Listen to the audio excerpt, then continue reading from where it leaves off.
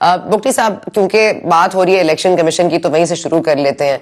क्या आपको लगता था कि इलेक्शन कमिश्नर मुतनाज़े हैं, क्योंकि आपकी भी ये जिम्मेदारी थी कि आप साफ और शफाफ इंतखाबात कराएं, इससे पहले कि आपने इस्तीफा दिया था वो आपकी जिम्मेदारी था। तो ये आपको लगता है कि इलेक्शन कमिश्नर कोई मुतनाज़े शख्सियत हैं जिनके हवाले से ये कहा जाए कि उनके होते हुए साफ और शफाफ इंतखाबात नहीं हो सकते? देखिए, जब तक मैं उस पोजीशन पे रहा उस पर तो मुझे कहीं ऐसा महसूस नहीं हुआ कि इलेक्शन कमिश्नर जो है वो बायस्ड हैं या उनकी ओपिनियन कोई ऐसी किसी मीटिंग में मेरे सामने तो नहीं आई। अदरवाइज अब ये पॉलिटिकल पार्टीज या सुप्रीम कोर्ट के बाहर या बाकी पाकिस्तान के बाहर पॉलिटिक्स जो है वो वैसे बड़ी डाइसी पॉलिटिक्स होती है, उसकी अंडरस्टैंडिंग वैसे ही बड़ी मुश्किल हो जाती है, बिकॉज डिफरेंट पॉलिटिकल पार्टीज के लोग डिफरेंट इत्तेहाद बना के बार का इलेक्शन लड़ते हैं।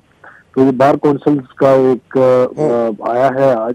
जब तक मैं तो सीट पे था जी, मैं ऑनेस्टली मुझे तो इस तरह का फीलर नहीं आया।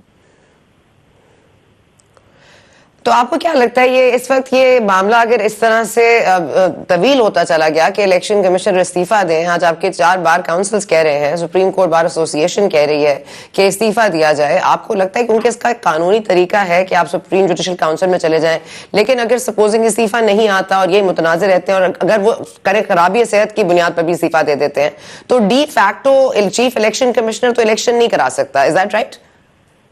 I'm not sure about that जी, कोई law expert can comment on that, because मुझे इस पे ऑनेस्टली स्पीकिंग अच्छा मुझे इसका आइडिया नहीं है कि इस पर कानून या कॉन्स्टिट्यूशन जो है वो क्या कहते हैं।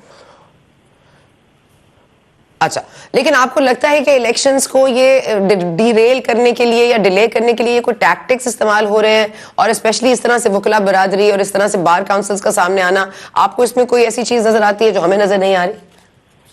देखो, मुझे तो नजर नहीं आती ऑनेस्टली स्पीकिंग, लेकिन मुझे कहीं से बार काउंसिल्स का क्या इंटरेस्ट होगा कि इलेक्शन डिले हों।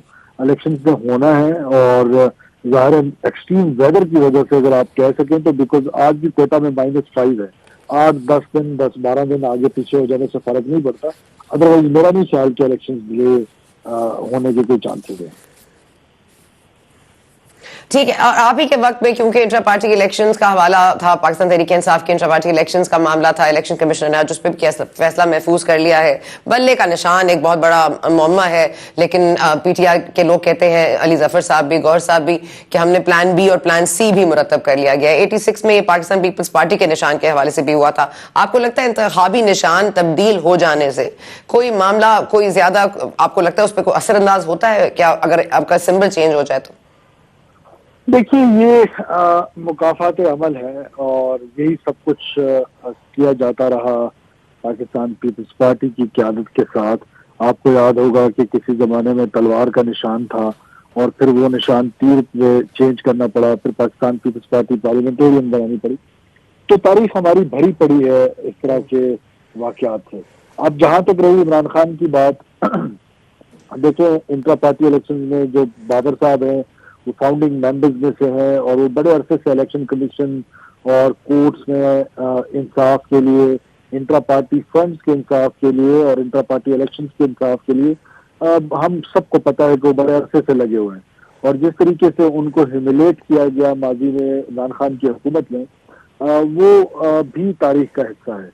तो ये जो इंट्रा पार्टी इलेक्शन हुए हैं इनकी भी समझ नहीं आती है कि अब जो हमारे इसके चेयरमैन बने हैं वो शायद उसके मेंबर भी नहीं थे पाकिस्तान तहरीक इंसाफ के। और आपको पता है कि तहरीक इंसाफ या किसी भी पार्टी का मेंबर होना पहले जरूरी होता है पार्टी के इलेक्शन कंटेस्ट करने के लिए।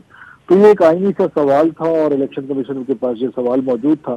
तो जो भी इस पर फैसला आएगा, मैं समझता हूँ कि मेरे ख्याल से तो इंट्रा पार्टी इलेक्शन बड़े मुतनाज़ा थे, और उनकी मुतनाज़ा होने की सबसे बड़ी दलील ये है कि जो उनका फाउंडिंग मेंबर था जिसने पाकिस्तान तहरीक इंसाफ बनाने में और फिर फॉर्म फंडिंग में और बाकी चीजों में किरदार अदा किया था, वो खुद कह रहा है कि इससे अगर उसको इलेक्शन में हिस्सा ही नहीं लिया गया तो ये किस तरह का इलेक्शन था। मुफ्ती साहब ये बताइएगा, ये फैसला आपने क्यों कर किया? क्योंकि अभी आप इंटीरियर मिनिस्टर थे, इंटरिम सेटअप में बहुत सारी चीजें अभी करने वाली थी, इलेक्शंस करवाने वाले थे, ये फैसला अचानक हुआ? पहले से इस पर बात हो रही थी कि आपने पाकिस्तान पीपल्स पार्टी ज्वाइन की, अब वो 2018 की, हमें भी कुछ इस तरह की चीजें याद है कि मफलर पहनाया गया, आपको भी मफलर पहनाया गया, तो आपकी ये, अब फिर ये भी कहा जाता है कि आप नून लीग में जा रहे थे, फिर अचानक से टर्न करके पीपल्स पार्टी की तरफ चले गए, क्या इस बात में कोई सदाकत है? देखिए, गुजारिश इतनी है कि मेरे हल्के के जो लोग थे उन्होंने मुझे बड़ा इंसिस्ट किया। शुरू में जब मैं इंटरिम सेटअप में आया तो उनकी तरफ से रेजिस्टेंस आई और यही ख्याल किया जा रहा था कि मैं ना उनको टाइम दे पाऊंगा, लेकिन मेरे दिमाग में ये था कि मैं पाकिस्तान के लिए शायद वहाँ उस सेटअप में रह के कुछ ऐसे बोल्ड डिसीजन ले सकूं जो कि इलेक्टेड गवर्नमेंट में लेते हुए पॉलिटिकल लिमिटेशंस होती हैं और लोग नहीं ले पाते। तो कोई इस तरह की डिसीजन जैसे अफगान रिपैट्रिएशन था या एंटी स्मगलिंग ड्राइव थी, डॉलर्स की स्मगलिंग के खिलाफ ड्राइव थी, तो हम एक हार्डन स्टेट बनने जा रहे थे और उसमें मिनिस्ट्री ऑफ इंटीरियर का जो रोल था उसको सामने रखते हुए मैंने उसको एज ए चैलेंज और for the sake of state of Pakistan ये डिसीजन लिया था। लेटर ऑन फिर मेरे हल्के के अवाम की तरफ से मुझ पर बहुत प्रेशर आया कि आपने इलेक्शन लड़ना है और आप शेड्यूल से पहले इसको रिजाइन करें और आप हमें 5 साल के लिए रिप्रेजेंट करने की जो उनकी ख्वाहिश है, गॉड नोज के अगर एक्सलियत की ख्वाहिश हुई तो यकीनन हमें मौका मिलेगा कि हम उनकी खिदमत कर सकेंगे। पाकिस्तान पीपल्स पार्टी के प्लेटफॉर्म में जाने के रीजन ये बात दुरुस्त है कि PMLN के साथ भी कुछ अर्सा पहले हमारी बातचीत रही, लेकिन जब मैंने रिजाइन किया उसके बाद PMLN की तरफ से कोई रिस्पॉन्स या इस तरह की कोई दावत नहीं आई, जबकि रजाई साहब is very kind to myself and my family for a long time. आपको पता है कि मेरे वालिद ने सारी जिंदगी पाकिस्तान पीपल्स पार्टी के साथ सियासत की और वहीं से स्टार्ट की है। तो अल्लाह उनको गरीब की रहमत करे, उनके जरदारी साहब के साथ बड़े अच्छे ताल्लुकात थे। तो जाहिर है वो फिर जहाँ इज्जत मिलती है और जहाँ से ज्यादा रिस्पॉन्स मिलता है, मतलब अगर नून लीग की तरफ से इनविटेशन आता बुक्टी साहब तो आप एक्सेप्ट कर लेते क्या? ये सब कुछ होने, ये आपके तमाम मामला देखने के नहीं करते? नहीं, देखो उसकी रीजन ये है कि अगर आज से 6 महीने पहले मिलता तो मैं कर लेता।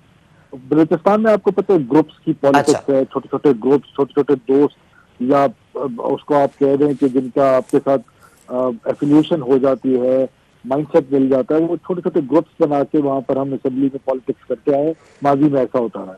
अगर आप सोलो फ्लाइट ले लेते हैं तो फिर उससे आपको ग्रो करने के चांसेस कम होते हैं। तो मेरे जितने लाइक माइंडेड दोस्त थे वो सारे पाकिस्तान पीपल्स पार्टी में चले गए। फिर आपको पता है मेरे हल्के के अवाम की तरफ से मुझ पर बड़ा प्रेशर था, बिकॉज हम सिंध के साथ बड़ा क्लोज हमारा बॉर्डर है और वहाँ पाकिस्तान पीपल्स पार्टी ने जिस तरह घम्बट में और सखर में जो हेल्थ फैसिलिटीज दी थी वो हमारे सारे बुक्टी भाई जितने भी बीमार होते थे वो वहीं जाते थे। तो वो उनको बड़ी एक अट्रैक्शन, और फिर जिस तरह जिले से जिले को मिलाया वहाँ सिंध में पाकिस्तान पीपल्स पार्टी ने, तो बड़ी अट्रैक्शन थी हमारे लोगों के लिए भी। और उनका ख्याल था कि अगर आप पाकिस्तान पीपल्स पार्टी के प्लेटफॉर्म से सियासत करेंगे तो शायद ग्रो करने के ज्यादा चांसेस हो। और पाकिस्तान पीपल्स पार्टी मैं समझता हूँ फेडरेशन की जमात है और चारों सूबों में ग्रॉस रूट पे पाकिस्तान पीपल्स पार्टी की प्रेजेंस है। और मैं जिस हल्के से हूँ वहाँ तारीख में सिर्फ एक ही वजीर आजम ने रात गुजारी है और वो पाकिस्तान पीपल्स पार्टी के वजीर आजम थे। आज तक कोई वजीर आजम ने रात वहां नहीं गुजारी, वो 2 रातों के लिए वहां रहे। तो इसका मतलब है कि उन ग्रॉस रूट पे उनके वो थे, फुटप्रिंट्स थे। और ये रीजन है, अब ये कोशिश होगी कि इस प्लेटफॉर्म से पार्टी को ग्रो करने में बलूचिस्तान में अपना किरदार अदा कर सके और पाकिस्तान की जो खिदमत हमसे हो सके वो कर सके। ठीक है, आखिर में इसमें बता दीजिएगा कि क्योंकि बार बार कहा जा रहा है कि नून लीग चौथी बार इक़्तिदार में आएगी, नवाज शरीफ साहब चौथी बार वजीर आजम बनेंगे, एक रिकॉर्ड कायम होगा और आप एक ऐसी जमात का हिस्सा बन रहे हैं जिसके बारे में बार बार कहा जाता है कि पंजाब में उनकी प्रेजेंस नहीं है। आप इसके हवाले से आपको क्या लगता है, इज इट एनीवन्स गेम या आपको लगता है ये बात अब नुश्ता दीवार है कि सिर्फ मियां नवाज शरीफ? देखिए, आप याद करें कि जब मोहतरमा बेनजीर भुट्टो साहिबा सिर्फ 17 मेंबर्स के साथ नेशनल असेंबली में थी तो कहा गया, पहले अगर अच्छा तारीखी तौर पे देख लें, पहले 1980 के स्टार्ट में कहा गया कि भुट्टो साहब को फांसी देने के बाद क्या पीपल्स पार्टी खत्म हो गई। फिर 1988 में जब मोहतरमा बेनजीर भुट्टो साहिबा की हुकूमत को पहले चलने नहीं दी गया और फिर उनको जब निकाल दिया गया तो कहा गया पीपल्स पार्टी खत्म हो गई। फिर मुशर्रफ के टाइम पे कहा गया कि पीपल्स पार्टी खत्म हो गई। और फिर इस बीच में नवाज शरीफ साहब जब हुकूमत में थे 2/3 मेजोरिटी के साथ, बीबी साहिबा सिर्फ 17 सीट के साथ थी। तो मेरा ख्याल है ये पॉलिटिकल प्रोसेस में पॉलिटिकल पार्टी खत्म नहीं होती है। पॉलिटिकल पार्टी कहीं पर अपनी स्ट्रेंथ गेन कर रही होती है और कहीं पर लूज कर रही होती है। इस वक्त मैं समझता हूँ पाकिस्तान पीपल्स पार्टी जो है, अभी बिलावल साहब को आप देखें, is not sitting in a dying home. Daily की बुनियाद पर जरदारी साहब इस एज में तुर्बत जैसे दूर दराज इलाकों में जाके लोगों को अप्रोच कर रहे हैं, लोगों के पास जा रहे हैं। ये वो पीपल्स पार्टी की खूबसूरती है कि अवाम जो है वो ताकत का सरचश्मा है, तो वो अवाम के पास जा रहे हैं।